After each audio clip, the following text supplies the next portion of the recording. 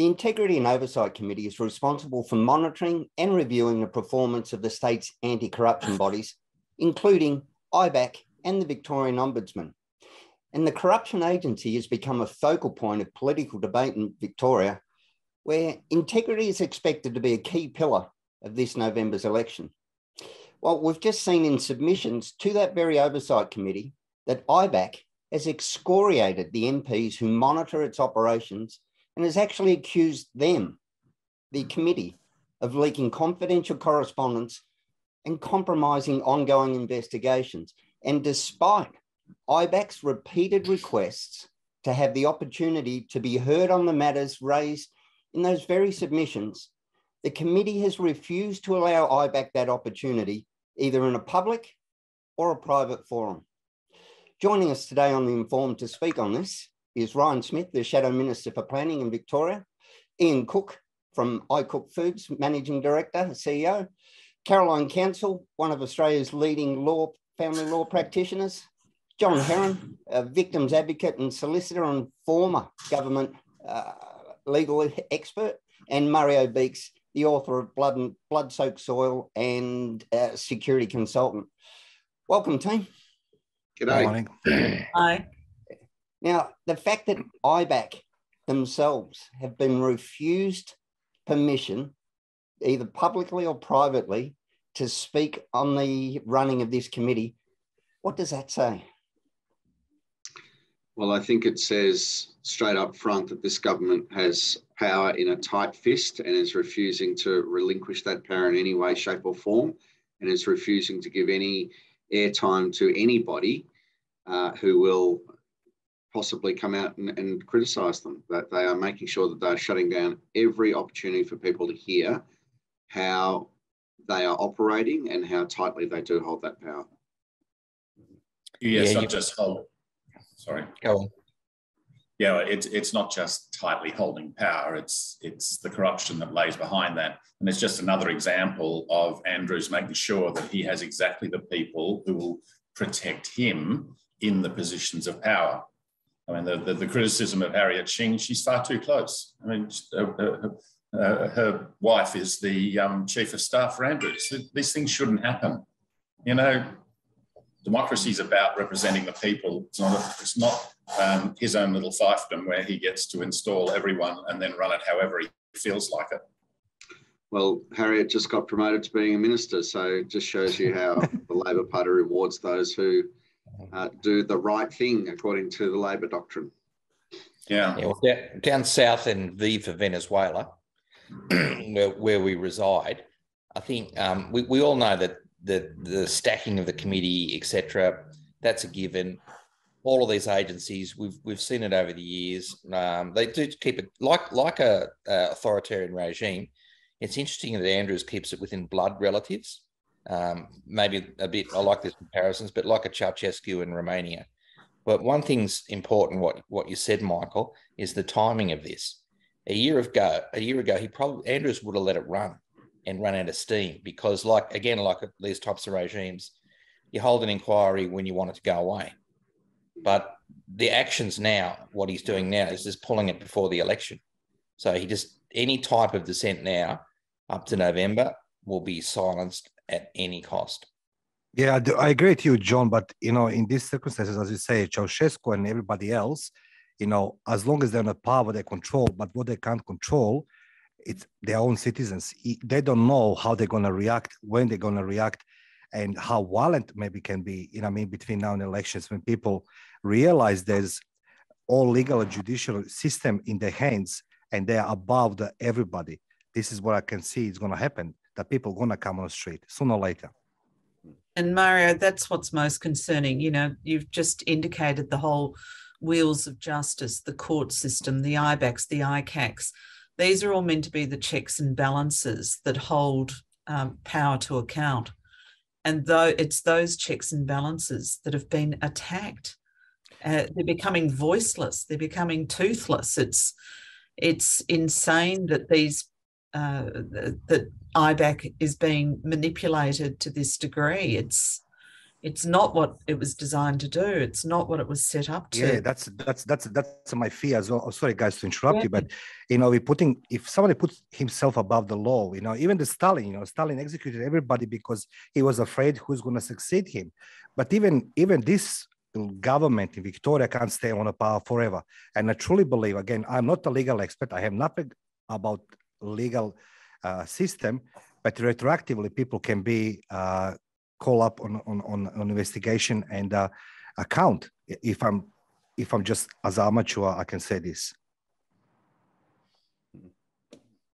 And we also see the Andrews government directly responsible for funding of IBAC. IBAC's funding isn't guaranteed. We've recently seen the Liberals saying that I think it was 10 million or 20 million. Ryan, you'll correct me, that they're going to increase. 10 million, yeah. Look, I think, integrity obviously is an issue, was an issue, I should say, in the federal election. There was some resistance from the Morrison government to set up a independent anti-corruption commission. He would say the argument was about the form of it, but in general terms, the public doesn't get too involved in the details. He just seemed to come across as not wanting that oversight body.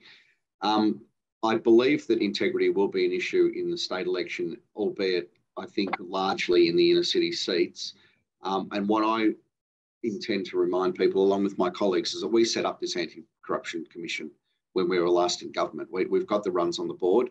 Our opponents have defunded it. We've said we'll refund it back up to where it was supposed to be funded with, as you say, Michael, an extra $10 million. But also we'll be making sure that a parliamentary committee will decide the funding going forward.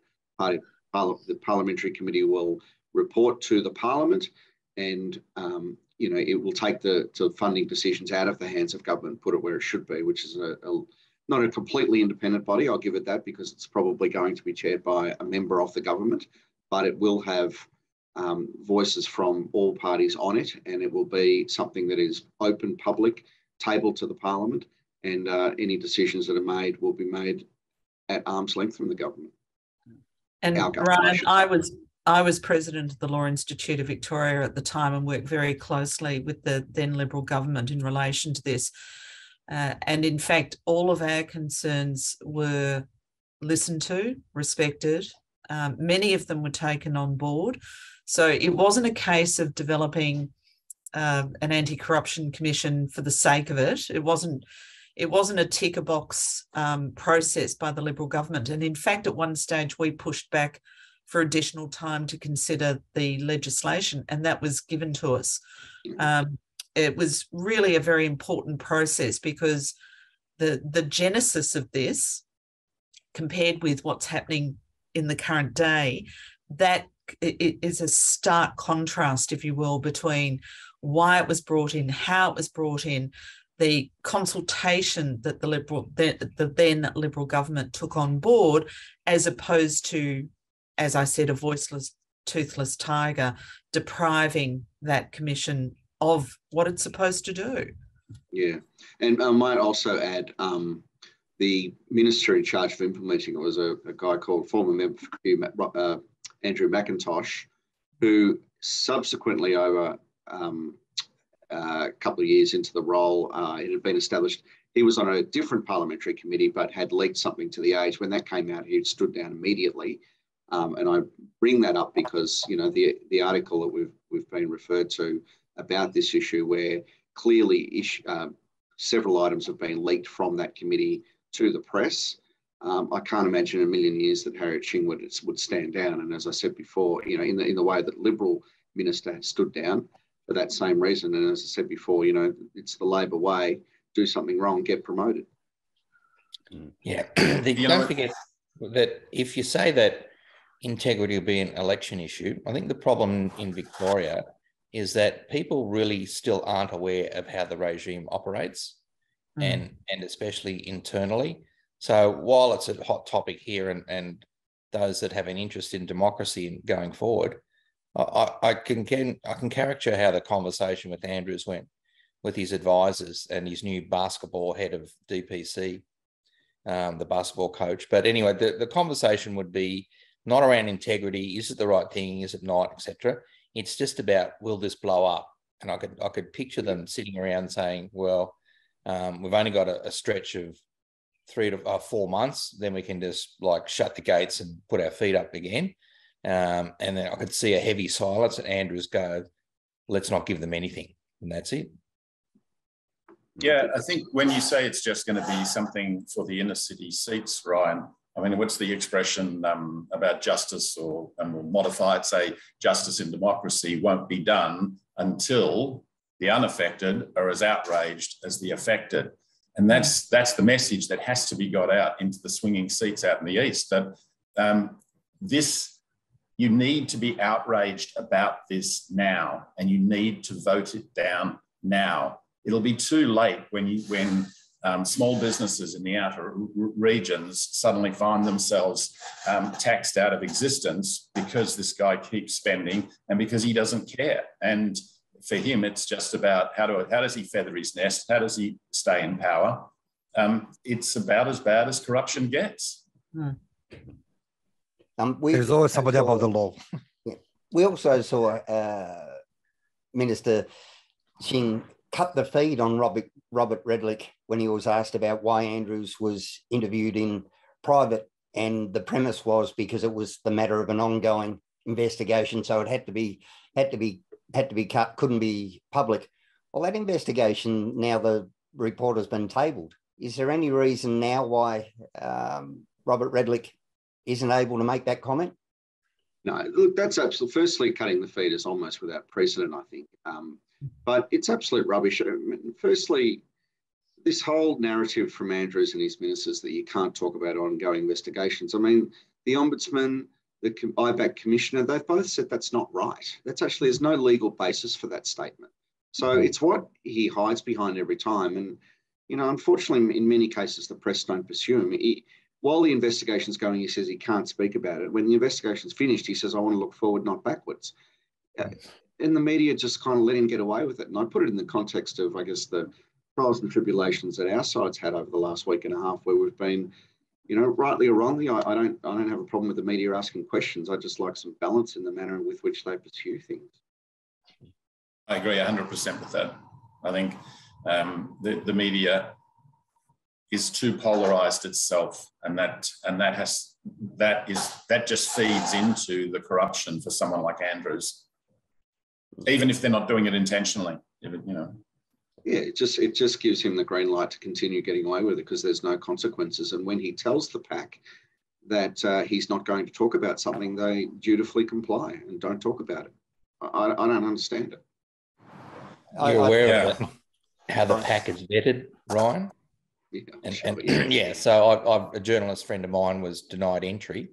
He wasn't from one of the chosen few, and they often ask ahead, what questions are you going to ask? So that's in the closed circle of getting into Parliament House. I keep ranting on about this authoritarian regime, but that's how it's operating. But what you referred to as having Matthew Guy out the front and release the hounds, that's what happens. Yeah. But carefully controlled inside Parliament House grounds. So yet again, another ability to check and balance what the Andrews government's doing is lost because of behaviours. And the fact that he's now controlling to that degree the press, very concerning. I forget. I will add that, I just want to quickly add that my friend, the journalist that suffered this, was actually chastised by other journalists for asking a question that was out of order. So they're policing themselves. Yes, absolutely. Because they know that if they don't do that, they may not be, this is how groupthink works in these regimes, they may not be allowed back on the grounds and their jobs at stake. That's how it works. Editors should be going mad about this. Editors should be going berserk about the fact that they're being controlled to that degree. They really should. Was it made the thing is, the only reason for a government to have a press office is to inform the public of what they're doing, not to spin or drive a narrative. But even if it was, I mean, the problem with all of this is once you've installed heads of departments, and all the major departments, like health was obviously a big one for us, but then you've got the police, and while they're supposed to be at arm's length, then you've got the judiciary, the guy's got his fingers in it. Once you do that, it's almost like the press sit there and think, well, yeah, well, we're not going to get any stories. You know what? We're the last in line, and they end up having to capitulate because they can see that the power is absolutely against them. Now, not all of them. You know, you've got your Rita Panahys and others who are still writing good stories that are exposing it. And when you get, you know, PR guy and these people saying that they're just right-wing loonies, no, they're not. They're the people who are actually giving us some balance.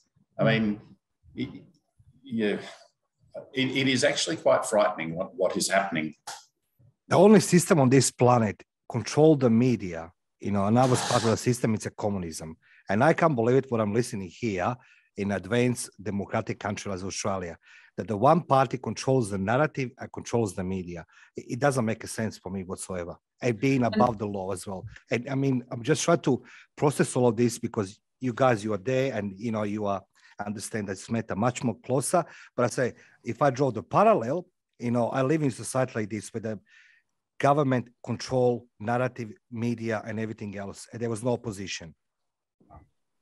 Yeah, well, that's really interesting because we have the veneer of democracy. And in fact, Victoria, it is far more pernicious, I believe, what we're currently experiencing because we are clothing ourselves with that veneer. It's more obvious in a takeover where you have, you know, the troops marching up the main street to take over the radio station and the press. He's done it by stealth. He doesn't need to. He doesn't need to do that, and therefore there is no sense of outrage because I seriously think the public are ill-informed. Not even ill-informed. They're not informed at all about this. So to pick up that point that the outrage needs to be expressed now. Do you know what is actually happening in the great state of Victoria? And I don't think people do. I agree with you. Caroline, you set up or were privy to a lot of the IBAC construction.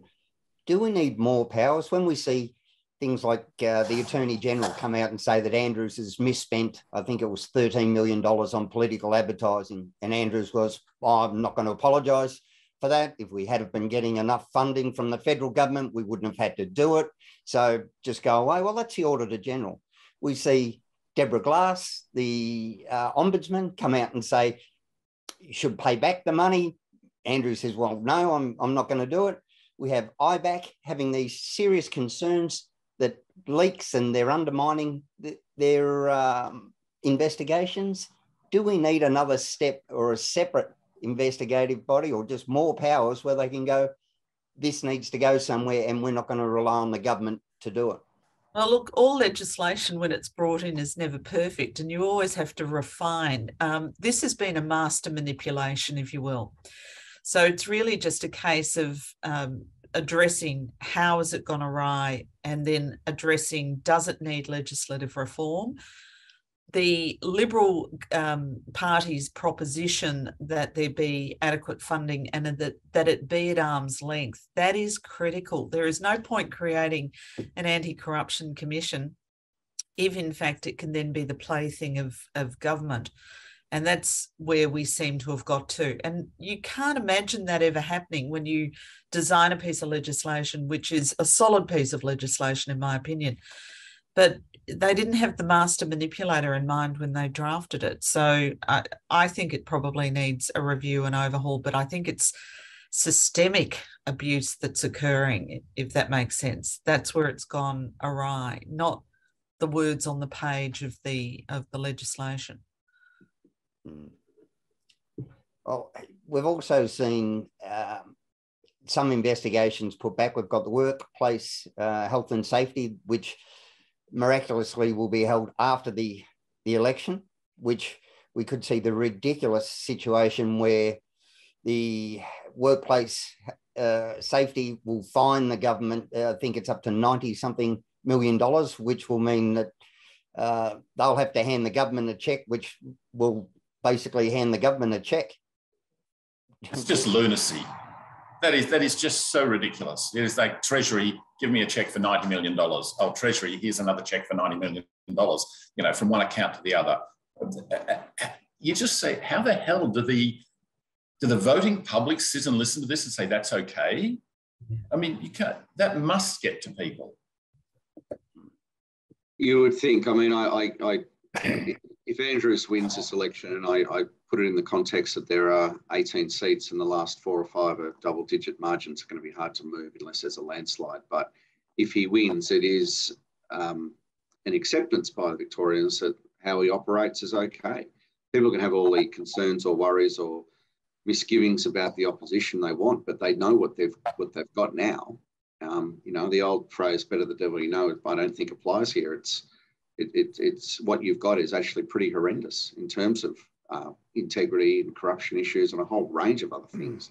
And as I say to people, you know, they say to me, "I'm not sure about your leader." Well, I say, well, he didn't steal public money and his policies didn't kill people. So that's a great base as far as I'm concerned. Yeah, they will spin everything against you. I mean, that they can. Michael, you said about the Auditor General.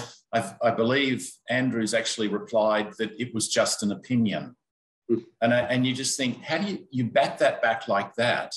It is just, yeah, as Carolyn said, it is just the height of manipulation. But this is not just manipulation as in the school playground or a bunch of friends. This is high-level, malicious, evil manipulation. And, you know, the only thing he doesn't have is his own army and militia. So those few reporters that are reporting against him aren't taken out the back somewhere and shot. That's about the only difference. Yeah, well, there's also, I think what I detect in talking to a lot of people is, and I mentioned it before, corruption, apathy. So it's just so rampant. People now basically bow their heads and get along with life. And this feeling is more and more in Victorian society, where if it doesn't happen to them or happen to them personally, they'll just let it run. Of course, like whether it be crime or corruption or whatever, they're not prepared for it when it happens to them and they've got nowhere to go, but they just simply cross their fingers and just hope for the best. They don't get swept up in it. Unfortunately, sooner or later, it will turn around and bite them. And it's getting a message to people so that they realise that they could be next. And you know what? And I'm as guilty of that as anyone. If you told me 5, 6 years ago that the separation of powers, that the judiciary and these things were corrupted, I'd said, oh, no, come on. You know, the system's there, it'll protect us, it'll right itself. Well, it hasn't, it doesn't. And it did, and it bit with huge impact to my family and to the people who worked for me. And it must be so difficult when you realise all those bodies that are supposed to help you, including the police, just aren't going to. Yeah, no, absolutely. We do rely on those foundations of integrity and justice to support us. I mean, that's what first world countries are all about, aren't they? That's right. So there's 2 of us on the program now that are here for that specific reason, Ian and I, that it happened to us and then we've taken up the banner. But as Ian said, if it hadn't happened, we probably just would have got on with business. Which means, John, we have to find the message that is going to get out to the general population, to, as I said, the unaffected at the moment. They need to be warned. And you don't want to be the prophet of doom and the CSA. You just want to let them know what's happened. And the message is that it could happen to you. And the idea that you can have someone like Andrews who stands there and says, I take full responsibility. It was my gang that stole the car. I take full responsibility, but don't punish me because I'll make sure it doesn't happen again. It's as simple as that. The guy is not taking the Westminster system seriously. He is thumbing his nose at it. You know what? If the monarch ever, through her Governor General, could do something, it would be to bring to account a premier who thumbs his nose at the very institutions that have kept us democratic for centuries. I think it's no coincidence either that at the same time, we seem to be losing faith in our institutions and governments as a whole. So across the board, where we get one side saying they're as bad as they are, they're all as bad. So let's start with a baseline that is well below what we would normally accept because they're all doing it.